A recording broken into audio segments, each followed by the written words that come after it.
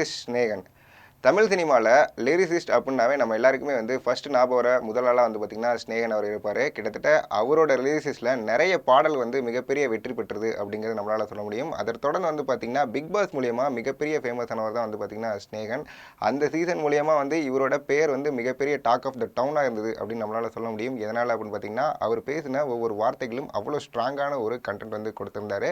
அதை தொடர்ந்து வந்து பார்த்திங்கன்னா ஆக்டர் கமலஹாசனோட வந்து பார்த்திங்கன்னா அவரோட கட்சி பணியில் வந்து ஈடுபட்டார். அந்த கட்சி பணியில் வந்து முக்கியமான பொறுப்பாளராக வந்து பார்த்திங்கன்னா ஆக்டர் ஸ்நேகன் வந்து இருந்திருந்தார். அதை தொடர்ந்து இப்போ வந்து பார்த்திங்கன்னா ஆக்டர் ஸ்நேகன் அவர்களுக்கு ஒரு 2 மாதங்களுக்கு முன்னாடி வந்து பார்த்திங்கன்னா அவர்களுக்கு 2 பெண் குழந்தை வந்து பிறந்திருந்தாங்க. அதுவும் ட்வின்ஸாக வந்து பிறந்திருந்தாங்க. அவங்க 2 பேருக்கும் வந்து பார்த்திங்கன்னா ஆக்டர் கமலஹாசன் அவரோட வீட்டில் வந்து பார்த்திங்கன்னா பேர் வந்து வச்சிருந்தாங்க. அந்த பேர் வந்து காதல் மற்றும் கவிதை அப்படிங்கிற 2 அழகான தமிழ் பெயரை தான் வந்து பார்த்திங்கன்னா அந்த 2 பெண் குழந்தைக்கும் வந்து கமலஹாசன் அவர்கள் வந்து வைத்திருந்தாங்க.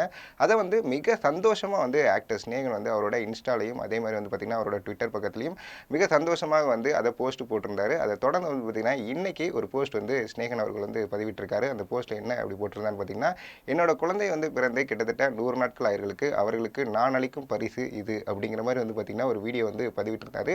அந்த வீடியோவில் என்ன இருந்ததுன்னு பார்த்திங்கன்னா, அவங்களோட ஒய்ஃப்க்கு வந்து பார்த்திங்கன்னா அழகான ஒரு கொலுசு வந்து ஃபஸ்ட்டு கிஃப்ட் பண்ணியிருந்தாரு. அவங்களோட காலில் வந்து போட்டுவிட்டு அதை வந்து ரொம்ப அழகாகவும் அந்த வீடியோவில் வந்து பதிவிட்டிருந்தாரு. அதை தொடர்ந்து வந்து பார்த்திங்கன்னா அவங்களோட 2 பெண் குழந்தைகளுக்கும் ஒவ்வொரு கொலுசு வந்து அழகாக அவங்களோட காலில் வந்து போட்டுவிட்டு அதை 2யும் வந்து பார்த்திங்கன்னா இன்ஸ்டாவிலும் அது மட்டும் இல்லாமல் ட்விட்டர்லையும் வந்து பார்த்திங்கன்னா தொடர்ந்து பதிவிட்டு போட்டிருந்தாரு.